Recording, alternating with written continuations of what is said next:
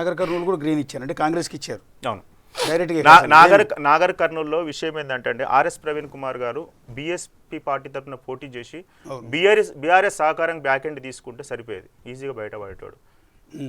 BRS లో చేరటం వల్ల కొంత ఇబ్బంది అయింది. బీఎస్పీ పార్టీ తరఫున పోటీ చేసి బీఆర్ఎస్ బ్యాక్ నుంచి చేస్తే 100% ప్రవీణ్ కుమార్ బయటపడే ఆ నెగిటివిటీ మల్లురావు, ఎందుకంటే ఆయనకు ఉన్నటువంటి 17 మంది పార్లమెంట్ నుంచి వచ్చి కార్యకర్తలు ఇలా పనిచేసేవాళ్ళు. ఆయన ఏమైంది ఆల్ సడన్గా తీసుకుపోయి జైన్ అయ్యిండు.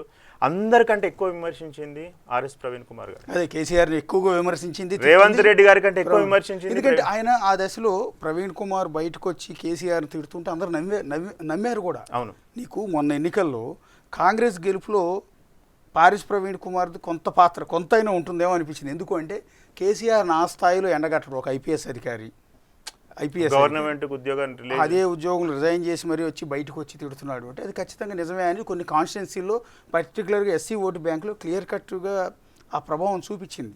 అలాంటి వ్యక్తి సడన్గా ఎలక్షన్ అయిపోగానే ఆయన ఓడిపోగానే ప్రజలు ఒక ఇంటెలెక్చువల్ రూట్ చేంజ్ చేస్తే తట్టుకోరండి, ఒక రాజకీయ నాయకుడు చేంజ్ చేస్తే తట్టుకుంటారు.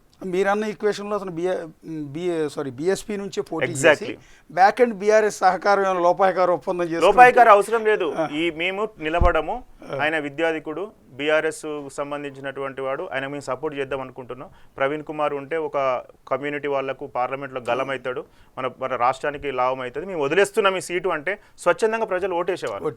ఇప్పుడు మాత్రం లేదా ఆయనకు ఆ పేరు పోయింది, పోవడం వల్ల మల్లురవికి అడ్వాంటేజ్. మల్లురవి వెనక్కి చూసుకోవాల్సిన మల్లురవి అక్కడ. కాకపోతే ఇంకొక గ్రేట్ విషయం ఏంటంటే సెకండ్ పొజిషన్ కోసం బీఆర్ఎస్ బీజేపీ అనేది టగ్ ఆఫ్ వార్ ఉంది. ఒక మంచి విషయం ఏంటంటే బీజేపీ క్యాండిడేట్ ఎప్పటికి ఉన్నా కానీ అక్కడ ఖచ్చితంగా ఫ్యూచర్లో ఒక మంచి పొజిషన్లో ఉంటాడు. భరత్ ఆయన ఒక మేము పర్సనల్ కలిసినప్పుడు ఆయన ఒక మోటివేషన్, ఆయన ఒక ఫ్యూచర్ విజన్ ఏదైతే ఉందో మంచిగా ఉంది. కాకపోతే ఆయనకు సిట్టింగ్ ఎంపీ వాళ్ళ నాన్నగారే కదా. అవును, సిట్టింగ్ ఎంపీ రాములు కొడుకే కదా. ఆయన పార్టీ మరి కొడుకు టికెట్ ఆ పార్టీ మారడము అడ్వాంటేజ్ ఉంటుంది. ఇప్పుడు మల్లురవి గారికి ఆల్ ఆఫ్ సడన్ గా 3-4 సేమ్ వంశీ గారికి అయితే ఎట్లయితే ప్రమోషన్ వచ్చిందో ఇక్కడ సంపత్ ఇన్ఛార్జిగా ఉన్నారండి. సంపత్కు పాపం ఓడిపోయినప్పటికీ రేవంత్ రెడ్డి గారి మాట మీద నమ్మకంతో ఆయన ఎప్పుడు కూడా పార్టీకి వ్యతిరేకంగా చేసే పద్ధతి ఆయనే నేను క్యాండిడేట్ అనుకుని చేస్తున్నాను, అట్లా ఎవరు చేయరు, అదొక అడ్వాంటేజ్. సెకండ్ ఏంటంటే ఈ రాములు పార్టీ మారడం. థర్డ్ ఏంటంటే ఆర్ఎస్ ప్రవీణ్ కుమార్ గారు అక్కడ నుంచి ఇక్కడికి రావడం, ఇవన్నీ జరగడం అనేటువంటిది మల్లురవికి అడ్వాంటేజ్ అయింది. లేకపోతే ఆ నాగర్ కర్నూలు అనేది కూడా కొద్దిగా టఫెస్ట్లో పడేది.